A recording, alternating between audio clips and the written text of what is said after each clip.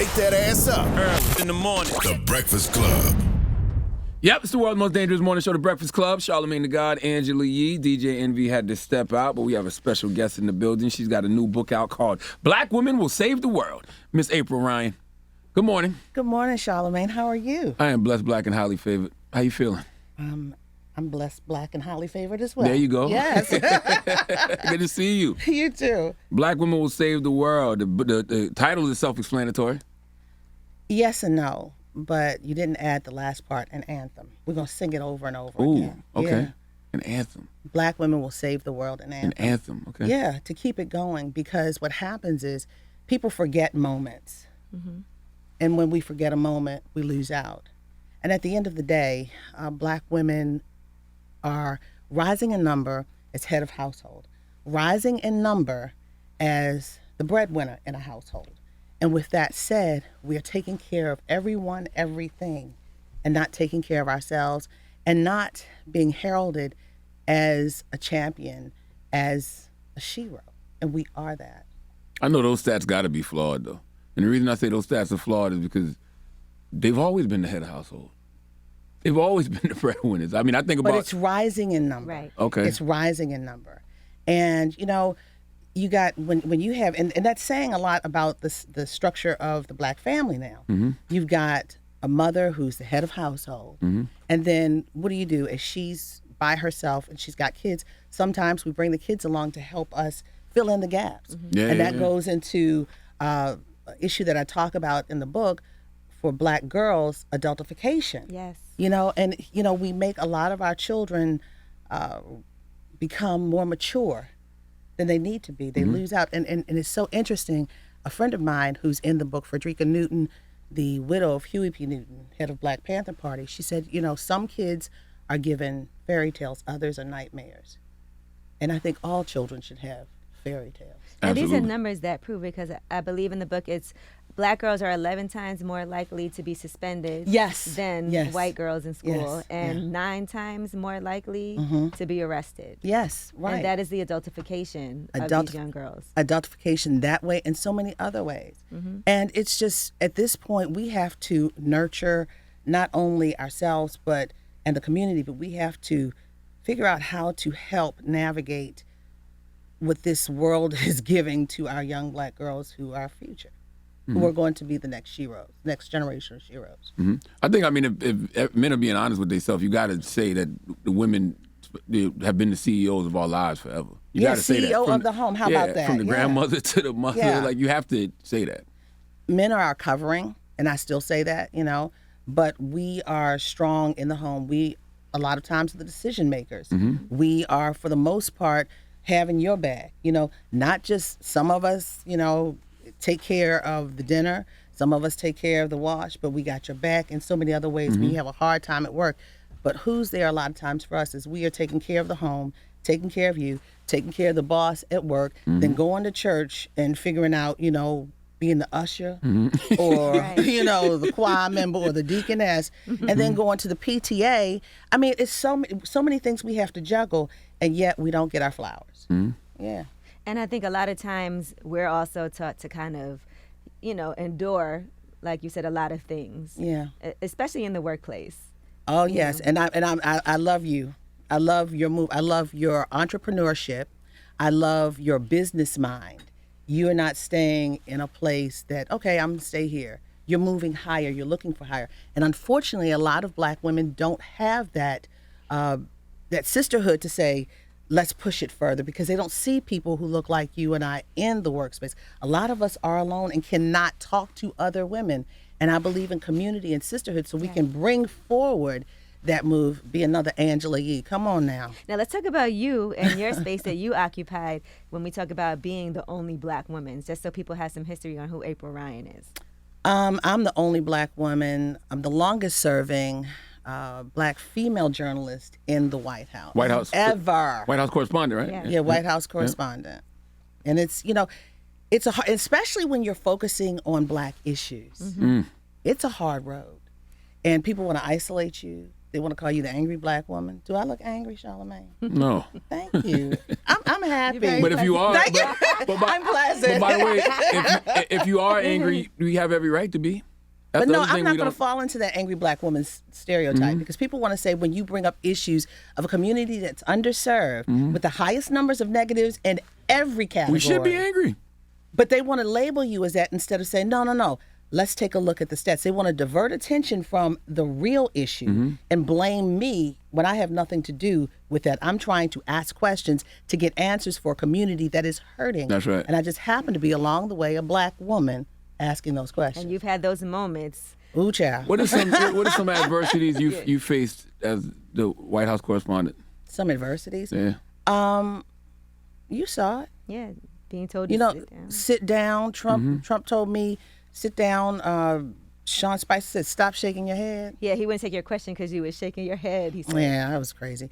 Sarah Huckabee Sanders, who's running for governor of Arkansas, told me my question was stupid and, been targeted by Fox News, death threats, just for asking questions of the black community, a community that they didn't want to deal with. So, and you know this, the black community has issues, period. And then at the White House, everything comes to the White House, from water, peace, and everything in between. And in between all of that is the black community who still is trying to figure out, why is my water not safe to drink? Not just in Jackson, but in Flint still. That's right. Still. Policing issues, Ahmaud Arbery, George Floyd, and then what about our economy? When the gas prices were slashed a couple of months ago, and the president opened up the strategic oil reserve, allowing for millions of barrels to be released a day, guess what? Black folks didn't see that price lowering because we were having price gouging in our community. You could go across the street and see a $5 and something gallon of gas, and across the street it would be $4 when in other parts of America it was $3 and some. You got to look on Gas Buddy, and that's how you'll really see. How about that app? I love that app. Or Cheap Gas or whatever. Yeah, let me tell you. Yes, I get it. What do you think about the treatment of VP Kamala Harris, then, in relation to this book, Black Women Will Save the World, and Anthem? What do I think about the treatment? In the media and just by people in general speaking about her? Well, number one, being a black woman, people are hypersensitive about that. And some of the things that were coming out about her or about her staff were just unheard of. It was just a lot of gossip and chatter, and it was ugly because she was a black woman, okay? And as a journalist, I said, okay, this is interesting, but as a black woman, I saw it for what it was. I looked at it from two lenses. And no matter what you think of her, she is the first black woman to be in that position. She moved, and I talk about this in the book, she moved Joe Biden forward. She pushed him to move forward on matters of race. Because actually... Did she, though? Okay, you don't remember that debate? You don't remember that debate? I remember that, but it was like after she did that, when she called him out on the bus, and it was like after that, it was like almost like she got a phone call to like dial that back. Chill out. And she kind of did a lot since... Well, let me say this, and I talk about this in the book. It was a tense time.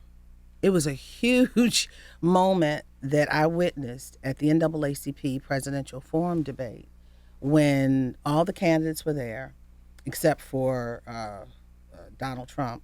Anyway, moving on. And she wouldn't get out of her van, her knobby-wheeled vehicle, to come and talk with all of the other candidates. She didn't come out and meet with Joe Biden. There was a tension there. And Joe Biden was caught on a hot mic on stage with me saying, you know my heart, you know my heart. He was hurting by it. And he should have been. And then backstage, he was like, you know my heart, you know my heart. Kamala Harris was not seen backstage. Wow. It was so tense. There was a come to Jesus moment somewhere. There was a road to Damascus moment or something for Joe Biden, because I never thought the way he felt that pain, that those two would come together for this moment. So something happened. There was a coming together. But what happened was George Floyd, right? This was a transformational moment. And then you had Amy Klobuchar saying, you need to have a black woman as your running mate.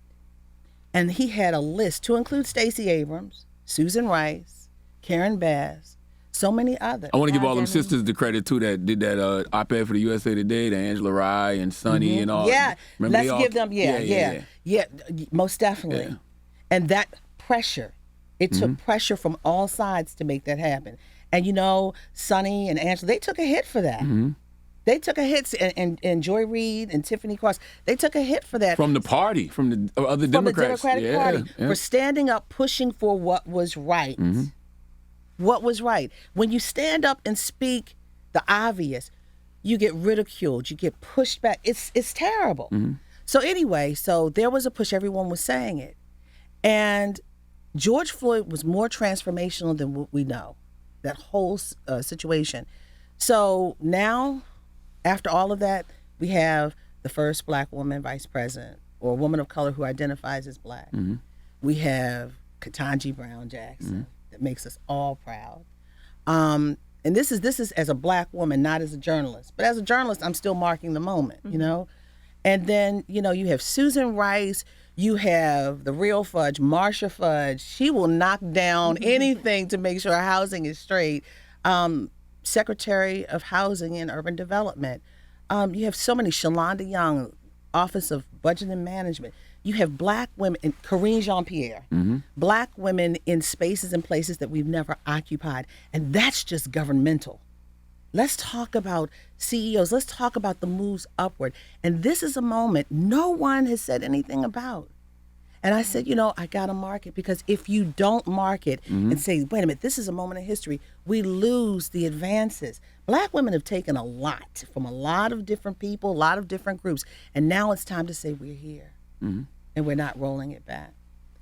And I love the idea of sisterhood, because I do feel like that's so important and essential. Yeah, because, you know, when you reach certain levels, you're alone. And that's unfortunate. And a lot of times, you know, we have that test and we don't have anyone to breathe life into us with the testimony to help us move forward. So Chicago Mayor Lori Lightfoot told me that she talks to the mayors and all the black women mayors. Mayor Cantrell. Yes. The mayor of D.C. Charlotte. Yes. Her name's slipping me right now. Let me look it up. Muriel Bowser for D.C. When Keisha Lance Bottoms was the mayor of Atlanta, when there was a problem going on, she would say, you know, let's get together. They would have these calls. She didn't go into it because she couldn't tell me too much. But she told me enough that they say, okay, I got this. And another person say, oh, I've been through that. But this is how you're going to get out of it. You know, they were a support mechanism for each other. The black DAs right now, who are facing a lot of problems about voting, and especially ones in Georgia. Georgia is like ground zero right now. They all come together and talk amongst each other to support one another. There is a strength and sisterhood in these rarefied spaces that we read. Do you feel like that, speaking of DAs, do you feel like they rallied around Marilyn Mosby the way they should have? I don't think so. Let me say this. I'm a child of Baltimore City. I'm a child of Baltimore City. And you know, a lot of people got a glimpse of Baltimore when Freddie Gray died in police custody. The word failure is built into the very existence and people in Baltimore, of Baltimore. Marilyn Mosby went out and tried to get accountability for the death of a black man who didn't have chances, who had lead paint poisoning, you know, didn't have chances. His mother had issues in life, real hard issues in life. She tried to get accountability for people for someone who was discounted, someone that people just discounted, and she never got that. She tried to hold the officers accountable, and after that, she was vilified. That's right. Again, a black woman standing out, seeing the obvious. She was discounted from that very beginning, and she did the unthinkable, the unimaginable, to push a system to find account for the death of one black man in police custody. And she was vilified. And they went after her. Yeah. Put charges on her and everything. Yeah.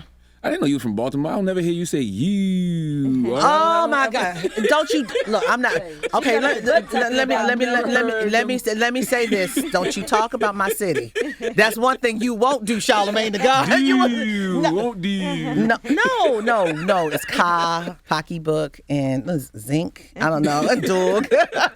You know what? You are so wrong. I don't talk about South Carolina. Okay, let's you and your tobacco and your hush puppies and your boiled peanuts. Yeah, I love boiled peanuts. I do too. Ooh, oh my God, on the side of the road with the bags. Oh man, Charlamagne, don't do it. I'll be there Friday actually. Now, bring me a bag. In the book, you say all over the country, remarkable black women are discovering ways to heal our community and write new narratives about what's possible for black women. So, what did the healing process look like for you? For me, the healing process looks like a standing appointment every Tuesday morning at 8:15 with my counselor. Because after you have mental health, after you have a president of the United States and all his minions, including Omarosa, which I'm not even going to talk about anymore, go after you and try to diminish you, take your career away from you. As black people, it's taken a long time and a hard road for us to get to where we have to go through a lot of turns and nooks and crannies to get where we are. And are you going to try to take me down? No. Make me think something's wrong with me? No. The back of the book, you see me, there's joy, and that's my real hair. I lost a lot of my hair from stress. I remember you said they sent the envelopes to your house. Yeah, I got a Caesar Sayag bomb. Mm-hmm. How about that? What is that? Remember those bombs? The guy that was sending out bombs to the Clintons and everybody. Yeah. I got them before everybody else did. Yeah. Wow. To your home. To my home where my children live, outside of Baltimore. Wow. Baltimore. And the amount of stress that. And then to do your job, because I have to work. I don't have a silver spoon. Mm-hmm. I have to work. And to go into a place that there is confrontation, that's going to happen every day. What sweet hell was I going to walk into next? How were they going to try and embarrass me in front of the world on television? Diminish me. It's like every day is a fight. You got to. Every day is a fight. I mean, a real fight. And then when I would leave the White House, Charlamagne, there were people outside waiting for me. People were waiting for me. And I wonder I don't know how, it was nothing but God. But let me tell you something. They wanted the Baltimore to rise up in me. I wouldn't let it. Mm-hmm. The best way that I can continue to do is just to keep focused and keep moving. I have never seen anything like it in my life. I can't believe I'm still here, to be real honest with you. They play dirty and hard. So, especially with at the time, a petty president, I'm sure. That wasn't all he was. He was more than petty. He was dangerous. He was deadly. Mm-hmm. Mm-hmm. His words. Look at what he said about Mitch McConnell just recently. And nobody cared, I kept screaming it. They talked about, they went after Maxine Waters, Congresswoman Frederica Wilson. They went after so many people. But here I stand, and that's one of the reasons why I wrote this book, because they were vilifying black women, talking so ugly and dirty about black women who are out here fighting for us every day. And I said, they're not going to write the narrative about us. We're not angry. We are sheroes with an invisible cape. Do you think it's like an unfair pressure put on black women in those spaces too? Like a Vice President Kamala Harris, like people don't look to other vice presidents to save, democracy. I've asked her that personally. Like, are you going to be the superhero to save democracy? Every time you ask her stuff, you get her in trouble. So anyway, let's go. I love Vice President Harris though. But and also with Ketanji Brown Jackson, it's like they're making her the face of the Supreme Court, but even that's a little unfair because we know it's an extreme conservative majority. There's really not much she can do. 6-3, but it's not much she can do right now. But let me tell you what she can do. Her opinions and her decisions and her discussions that she's offering now on issues that are on the court, they move to the next level when the future comes about with that same issue, and they'll look at what she said to help figure out a law, figure out how this issue should stand or not stand. With Kamala Harris, she is the first black woman vice president. And she's got a portfolio that matches being a black woman, but she also has a portfolio that's one of the heaviest ever, from immigration to abortion to voting rights, etc. And people are watching, especially in this moment as they listen to you guys, and watch the little devices, these $1,000 devices in our hands. People are watching the promises made from the campaigns. That's right. People are watching the moments when these hidden variables pop up and how they handle them. Mm-hmm. And people are so desperate right now for change because the promise was equity and inclusion. That's right. People are looking for that. People are so desperate. We're in a time that we've never seen before, and prayerfully we'll never see again. But people are so desperate for change, and they hope for a better day. I think she, in a lot of ways, when you talk about those variable moments that you can't... Hidden variables. Yeah. When she got asked about racism, is this a racist country? And because she couldn't say yes. You know what? let me say that, and I will say this about that. The FBI, I wish, somebody would have given them the FBI stats that they could have quoted, because they're saying, right. white supremacist activity is a threat to this nation. The number one of the greatest threats. Yeah. Domestic terrorism. Yeah. So, and then when Tim Scott got up there saying what he said, you're a South Carolinian, who might eat. He might not like boiled peanuts because he's different. Nah, Tim like boiled. He like boiled peanuts. You think he does? Yeah, he like boiled peanuts. Okay. He might not like the Cajun kind, but he like the regular ones with no salt. I like the regular ones with salt on. Yeah. Does he like a hush puppy? I think he might like hush puppies. I don't know. He's real different. He's extra. So anyway, no, but when he got up there saying there's not racism in America, I was like, I don't know what America you're talking about. Especially is in one breath you say I've been racially profiled, and then in the next breath there's no. I'm like, what? And you knew instinctively at that moment. I knew before that policing, the George Floyd Justice in Policing Act would not go through. But when he said that, I knew it had no chance because he already skewed the conversation. But I just wish someone would have given the president and the vice president an understanding that the FBI came out with that report because they missed the mark on that one. Well, even without the report, to your point, you're a black woman. Like, that should be a no-brainer when asked about, as a black person, that should be a no-brainer when asked, is this a racist country? That's what I think. You talk about Obama and his ratings dropping the most from a single incident, since we're talking about race. And yeah, that beer summit, yeah, he never got back the white vote. He lost a large portion of the white vote when he talked about Skip Gates and policing and racial profiling. That moment was a thread that carried throughout his 8 years, the policing issue. And he never got that white vote back. He never got it back, no matter how hard he tried. So you think it's more of a, don't want to say certain things because I don't want my approval? So let's be honest. The first term, Barack Obama had to walk a very thin line. Absolutely. He was the president who happened to be black. Mm-hmm. Race and politics will always follow him. But you remember this, the Tea Party was basically created because of his elevation. You had Donald Trump on his heels talking about, he's, born in Kenya or something. Mm-hmm. They really spent time trying to...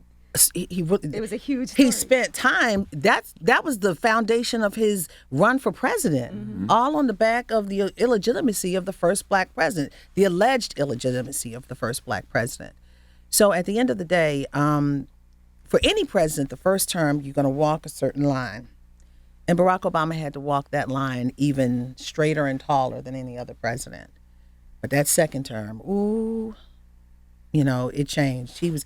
I saw a swag I hadn't seen before. He couldn't commit political suicide. But during that first term, when Trayvon Martin was killed, and he went out there saying something that he could have been my son, the white press was like, what do you mean? What do you mean? I'm like, what the hell are you guys thinking? What do you think? I got to explain the birds and the bees to you? Yeah, I don't understand. Some things are so obvious. Right. And maybe we all speak a different language. I don't know. Mm-hmm. But I'm like, what do you think he meant? And it's like, oh, you're the president. You shouldn't have this problem. Let him take his hat off, all of his esteemed clothes, and walk down the street with that bop. He's just a black man like any of us. Shit, even as president, they treated him like he was just a black man like any other. Like, you see people putting their fingers in his face, yelling at him during what was that? What do you call those things? I can't even remember right now. I'm skipping my mind. State of the Unions. No? Oh, they didn't put their finger in the face. They screamed out, "You lie." Yeah, somebody screamed out, "You lie." Nobody jumped in his face at State of the Union now. Remember that woman who was pointing at him in his face? Whether they were walking the runway? Yeah. That was outside on the tarmac, but no one. State of the Union, that was the most disrespect I have ever seen for a president of the United States. You lie. And it was ugly. And it all boils down, for me, to race. Yeah, they may not like what he said. You've seen them with decorum sit down when they say something, and they won't stand up and applaud and give scowls.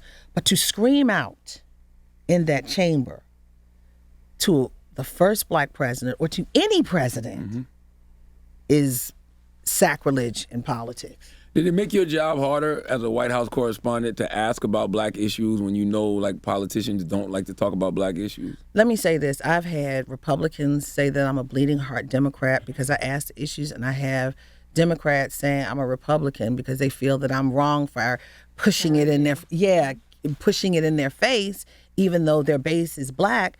Look, I'm doing my job, That's right. You know, and it shows that I'm not favoring one party or the other. But it's a hard job, but that's not the issue. The issue is the story impacting people. You guys talk to the world every day so they can have something to uplift them, to make them feel a little bit better, and give them information that they can use. And that's what I do. Give you information that'll help you move on with your life, to understand what's going on. Breaking down these thus, thou arts, wherefore, thereases in a way that you can really understand, oh, wow, this is how it happens. This is what impacts me. So you can take this and be armed with information so you can move about your life. Mm-hmm. What do you think about these upcoming elections? Because it feels like a lot of people are, even who were Democrats, are moving away from the Democratic Party. So let's start this for the general election. When you have 299 Republican candidates who say that they don't believe that Joe Biden is the legitimate president, let's start there. And then you watch these crazy debates. These slugfest matches with the people who are not saying, I believe in Trumpism, but they have the ideology, versus someone who's trying to stay in the old way of politics. It's a crazy matchup. But I'm going to tell you, Val Demings gave it to Marco Rubio, left him stunned the other night. I was like, woo. She said, what did she say? I'm disappointed in you. You used to not lie. And he was like in shock. I said, come on. I said, what? I mean, it's almost entertaining when you want to sit and watch a nice, you want to watch it with a nice box of some kettle popcorn or something. You know, it's like, wow. Stacey Abrams versus Kemp, that was a good one. Oh, yeah. But, and the reason why Georgia's ground zero for all of this, I mean, it's so many elections there that are heated. And that's not even including the abortion issue with Herschel Walker and his, and his what is it? His sheriff star, his honorary sheriff star, honorary that has no active duty requirement to it at all. I have an honorary degree from South Carolina State University. I'm a doctor. Okay, I'm a doctor too. I'm an esteemed doctor from Morgan State, from Goucher, and from Claflin. Yes, Hey. Yes. That's my father-in-law's alma mater. Yeah. Okay. Honorary doctor. Hello, doctor. How you, doctor? So I can see him being proud of his badge. I mean, but you're not supposed to use it. Okay, so you're not supposed to. You're not right. You're not supposed to use it. So if I come over here, hello, Dr. Charlamagne, the God. You're not supposed to. You're not supposed to use it. Are you using it? I do use Oh my God! You're not supposed to. You're not supposed to use it. I got 3, and I'm walking around here like, hey, I'm just April. You know. Dr. Ryan. Yeah. All right, Dr. Charlamagne the God. Anyway, that is crazy. But no. For Stacey Abrams, getting back to Stacey Abrams, the reason why the heat is on her and so many people are watching, she's a winner. Remember that. She didn't win the gubernatorial election the last time, and she may not win it this time, but she's a winner. This one black woman set out to change the mindset and change the demographic and the way the state of Georgia looks. You got Atlanta, and then you got the rest of Georgia, which is totally different. That's real. She changed that state. It wasn't purple. It went from red to blue. And no one believed that would ever happen. And she did it quietly. And she told them, though, she is a threat to them. And that's why Kemp is his machine is working overtime to make sure the margin is not close, that he will defeat her. So Stacey said some real stuff. I was down there a few weeks ago with her, and she said that, it's not the lack of enthusiasm people have, it's the lack of trust that they have in the overall party that may be impacting candidates like her. So while you were down there, did you see all those crazy ads? Those ads are horrible. I mean, if I was a Georgia resident, I would be scared to go to the polls. Yeah, the crazy thing, I saw them on both sides, though. Like, I saw the ones for Herschel, and I saw ones for Raphael, and I was like, huh? Right, exactly. And I was like, wait a minute. It's like everyone's tearing down each other. Yeah. And, Stacey Abrams is a person you can't trust. They marked her. It looks almost like she's a criminal. It is ridiculous. And, I mean, if I was a resident in Georgia, I would be confused. I wouldn't want to go because those ads are terrible. They're tearing down people more so than they're talking about the issues. She said Georgia was the worst place in the nation or whatever. And I'm like, for certain issues, it is. Right. For Baltimore, I love my city, but Baltimore is a crime capital right now. And I'm scared. When you tell the truth, you are vilified. And then they make you a shero later. Think about the Black Panther Party. 70% membership women. They were vilified back in the day when they were trying to make sure our children were eating breakfast for free. When they were trying to create clinics, free medical clinics. And guess what? Now what's the government doing? Feeding our children. That's right. What's the government doing? Having clinics. Black women are moving mountains, and we're not getting the distinction or the recognition that we should have. That goes with the erasure part of the book that you have, where you talk about that, even with the Me Too movement, the Say Her Name movement, and even what you're discussing right now. So I know we want everybody to read the book, Black Women Will Save the World, and Anthem, but can you talk about erasure and how we see that here in the United States? Yeah. Okay, let's talk about Kizzmekia Corbett, Dr. Kizzmekia Corbett, the Black woman who made the Moderna vaccine. Do you hear her name? No, I saw her once on television. How about that? Yeah. How about that? That part. Yeah. The erasure. And I was excited when I saw that. Exactly. I was like, let me make sure I pronounce her name right. And we reported on it and everything. She got a lot of flack, too, though. I remember when they put her on television, everybody was like, see, they trying to put a black face out there just to get up. She made the #1 vaccine to fight against this COVID vaccine, this deadly COVID virus that we're still dealing with. A Black woman did that. Okay. A Black woman turned Georgia blue. Stronghold, Georgia, that we were watching with Ahmaud Arbery. Okay?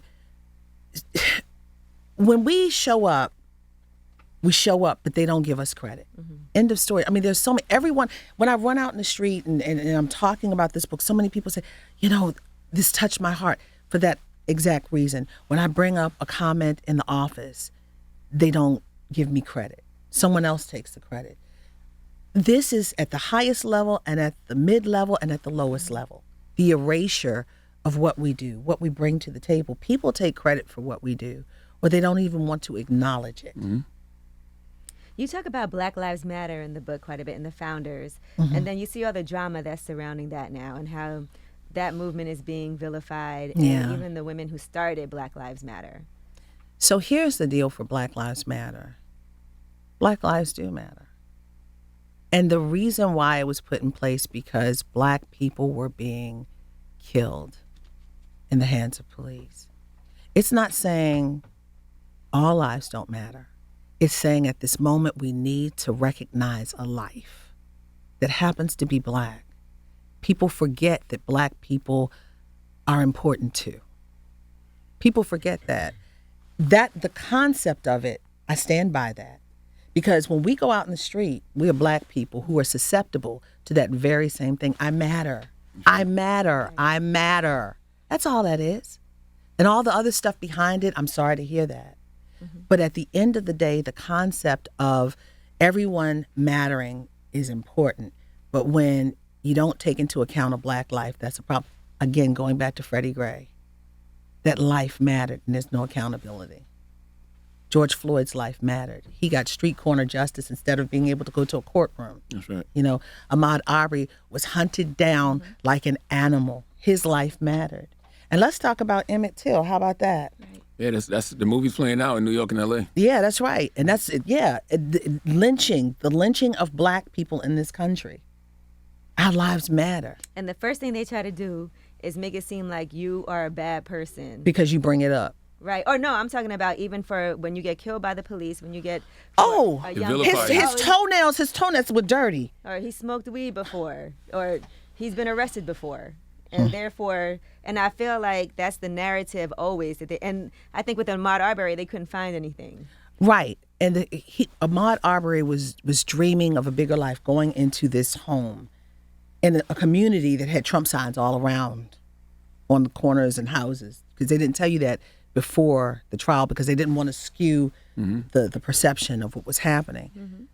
They did vilify him, though. They said he was trespassing and he might have been. But how many people walk in? He didn't steal. A whole bunch of people. A whole bunch of people. They had videos. People kept going in that home. Right. But they said this black guy who was coming through our neighborhood, they were already upset because he was black and he was a guy running through their neighborhood.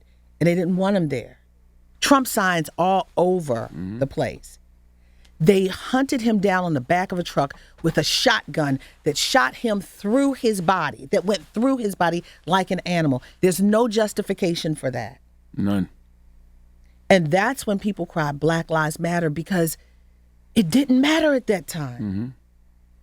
I'm a black woman who's been pulled over by the police too. I've been profiled. You know, it's not just our men. Can you say her name? Breonna Taylor, can you say her name? Sandra Bland. Yes. Black lives do matter. When people feel that, you know, it goes down to our toenails being dirty. Again, with Ahmaud Arbery at the end of that trial. So I'm like, ooh, it's a lot. What are your thoughts then about Kanye and the Drink Champs and the George Floyd situation, and now the family has a lawsuit? I want to know immediately what you thought when you saw that clip. You know, I try not to. What? You know what? No. Okay. What did I think? We have to really, as a journalist now, let me put on my journalist hat. We have to really see what's there and stop giving attention to someone who's in distress.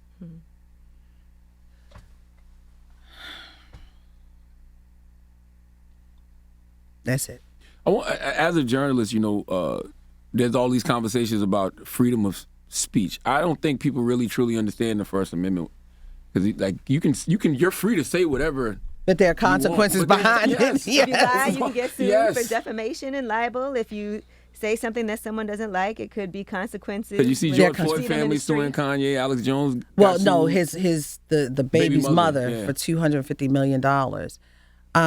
That child has lost her father. That child is dealing with a lot. You know, yeah, people are supporting her, but she doesn't have her daddy, and she will always remember. She will always see that horrific image of her father. That's right. I don't know if people are looking for attention, but we have a responsibility. It's not okay. We have a responsibility as journalists. Tucker Carlson shouldn't have done what he did, having him on that show. Tucker, and he was sitting there smug and watching. He loved it because he was like, "Oh, this is ratings." That's all he was thinking in his mind, because Kanye was giving him everything he wanted. He knew Kanye wasn't well. I saw Chris Cuomo bring up the issue. You know, I take my antidepressant medicine. I don't know what you can do for Kanye, but what I know is I'd rather not talk about him, and I'd rather not amplify the ignorance of his message. I agree. What do you think about Alex Jones then? And that's just a bet. He needs, you know, people, the only way you impact people is by hitting their pocketbook. That's right. So enough said with that one too. How should we look at the role of journalism and how it impacts politics, especially right now? Because I don't feel like it's a lot of journalism out there. Yeah. Are you reading the Griot? Are you reading my pieces? Oh, no, I read the Griot. Do you read my stuff, Dr. Charlamagne? No, we got a newsletter? You know what? See, he's so high and lofty. Go to thegriot.com and look at the politics section, the April Ryan drop down. It'll inform you. I'm going to start checking it out. Please but do. You know, a lot of people have platforms now who aren't necessarily journalists. Yes. And that's the unfortunate piece, because we have a lot of citizen journalists out here who give a lot of opinion without facts. Yes. And that's part of the problem why we're so uninformed.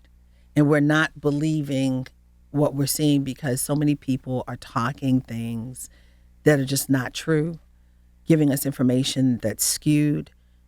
The onus is now on the reader, the listener, or the watcher to figure out what is opinion versus fact. The line is blurred. And then, because you got a lot of people out here who are just pushing things out to make themselves, to make a name, to be on the Breakfast Club, or to just push a narrative that's not true. And it's a sad time. I mean, the greatness of social media, the greatness of technology is everything. But when you have people abusing it, because it's so open, we have anyone jumping on saying, people be like, I read it on Twitter. It's true. Do you agree with CNN moving away from opinion-based commentary to more what they say they want fact-based news? I think it's a good idea because we are so, as you guys just pointed out, we are so confused about what's what. Mm-hmm. And I think a lot of news organizations, I think there's a moment for opinion.